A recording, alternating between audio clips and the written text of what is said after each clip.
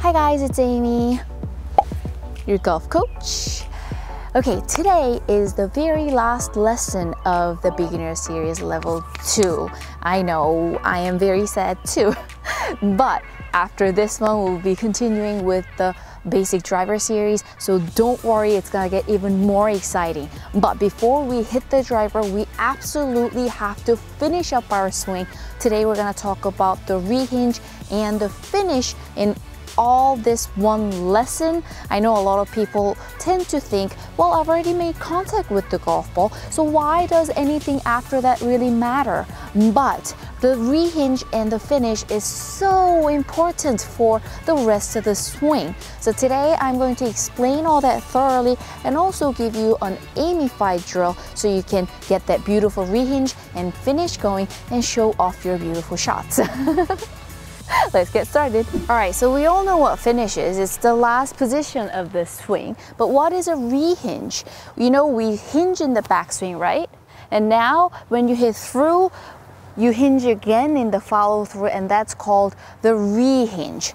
This is a 7-iron. Most common mistakes I see with golfers is usually to get too upper body dominant, like hit through with the arms or upper body go over the top and end up like yanking through, exiting inside, or because you're pulling through a little bit, now your club is exiting actually very flat. So kind of looks like this, yanking through or kind of exiting very flat. So when this happens, now you don't think any of this action would affect the golf ball, but when you're yanking through and going this way, what happens is you can't keep finishing this way, right?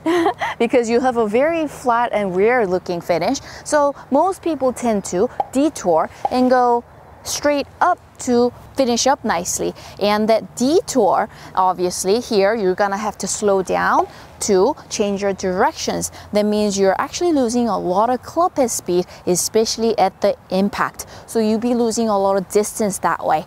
And then also, because you are yanking through, now you're putting a lot of swipey cut, like side spin on the golf ball at impact, which also means you're gonna be losing more distance and hitting it sideways. So we don't want any of those short and sideways misses. So we have to get that club traveling on plane and rehinging correctly, so that way you can maximize your club head speed and also get into the golf square at impact. It's really funny how the movement after the impact still affects the impact, right? Before we get into the drills, I want to show you the finish first, okay? So the finish, it really doesn't matter how you finish, right? But actually it does. So when you first start to learn golf, you're told to hold your finish. And people don't take it as seriously, but it is very important because when you hold your finish, now you're really doing two things. You're checking your balance to make sure you're in balance. If you're off balance and you can't hold your finish, that means your footwork is off. That means you're not utilizing your lower body well enough for power and accuracy. So that's one thing you gotta check, the balance. And then second thing is, if you hold your finish, now it makes the rest of the swing's rhythm really nice. But if you don't hold your finish, sometimes you release really quickly, sometimes you slow down at the end, means your whole entire swing's rhythm is going to be very inconsistent. And we know rhythm is one of the biggest, most important factors of the golf swing. So I would say if you're a newbie or if you've been playing golf up to about 5 years or so, until your full swing is fully ingrained in your body, you really need to get in the habit of holding your finish. I mean, it looks great as well, right? It looks neat, but more than that, there are two: balance and the rhythm, those very important factors that are affected by your finish. So I know if you've been playing for about 5 years, a lot of you guys do play really well and play in the single digits handicap, but still then, 5 years in golf is not a very long time. So your full swing hasn't fully settled in, so that's why until you hit way past 5 years, that's when you can do a very quick finish. Great example of a quick finish would be Nick Price. He has the quickest finish. He once mentioned that he does the quick finish because he believes it adds club head speed at impact. But honestly, from what I've seen, his personality is like, you know, he's very on top and he gets everything done. Like, I really believe it's part of his personality, but we'll never find out. Another person that doesn't hold the finish would be myself. Sure, a lot of you guys noticed it, but I've had several back injuries, so for me to hold the finish takes a lot of toll on my back. So that's why I release it, not quickly, but I get there and then slowly release it. But if you've been playing golf for like 30 plus years and you have your rhythm like ingrained in your body, it is okay to release your finish then. But you understand the importance of holding that finish, right? So now let's go into the Aimeefied drills for both. Ta-da! The swing guide is what we're using for the Rehinge. You want to put this guy on, boom, this way. I'll put it where the writing is right here. You can put it on like dead straight this way to the grip, like this. But for me, when I swing, I tend to have this maybe like 3 degrees tilted to the right. Like that. That works for me, but you'll know if you start swinging. Let me take the glove off. I'm gonna use this guy as well. Okay, so first, I'm going to just swing this left-handed only. If the club is too heavy, then you need to find a shorter training club, get that weight a little lighter. Just going to swing left-handed.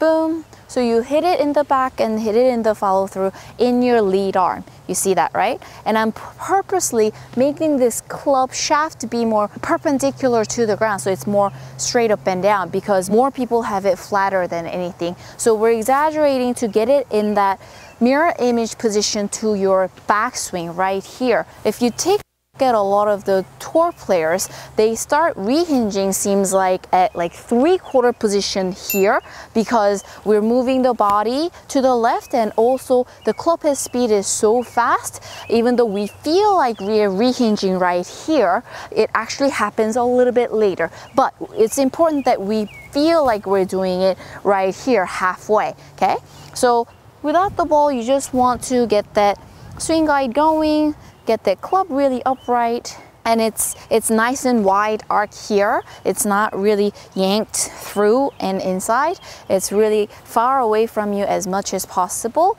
This is what I want you to really get used to.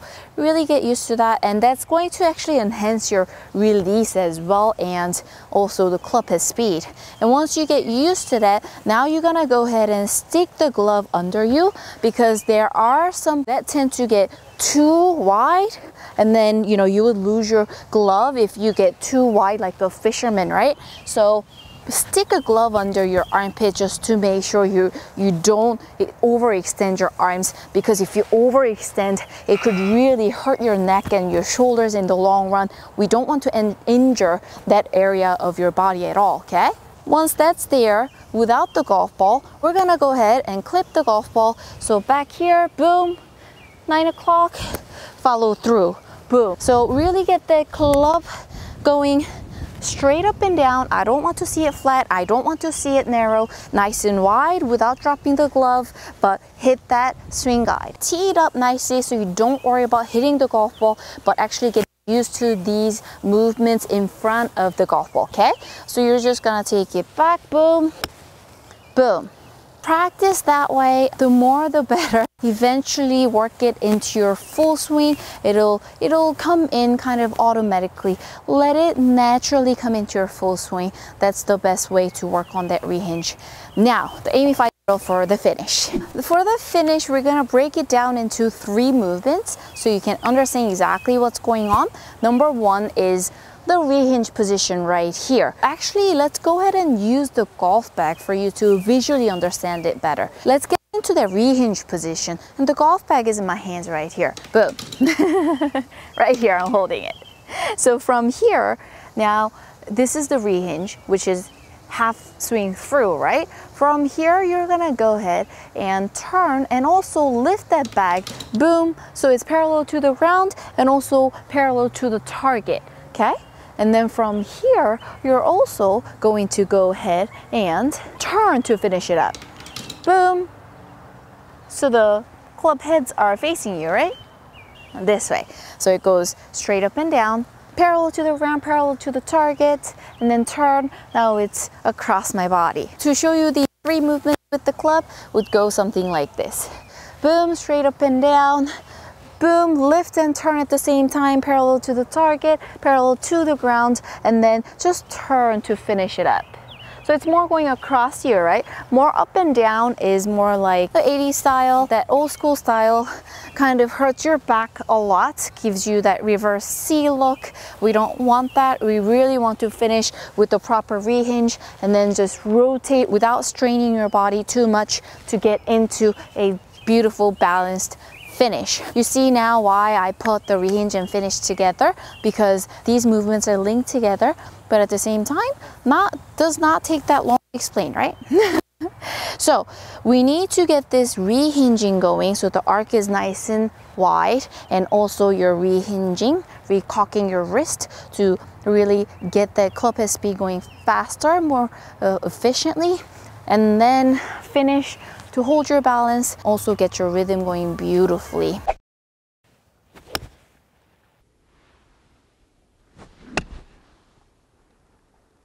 Alright guys, so that was the end of the beginner series level 2. Thank you guys so much for learning along with me. It's been a fantastic series and I was really happy to share the rehinge and the finish with you guys, because it is not so much talked about part of the swing, but so important for, you know, making that swing beautiful, powerful, and give you the accuracy as well. Once again, in the next lesson, I'm going to start the basic driver series, so please look forward to that. I am super excited to start the driver swing now, and if you have any questions on today's lesson, please come to my website's Ask Aimee section, leave your questions and comments there. I tend to check those before anywhere else.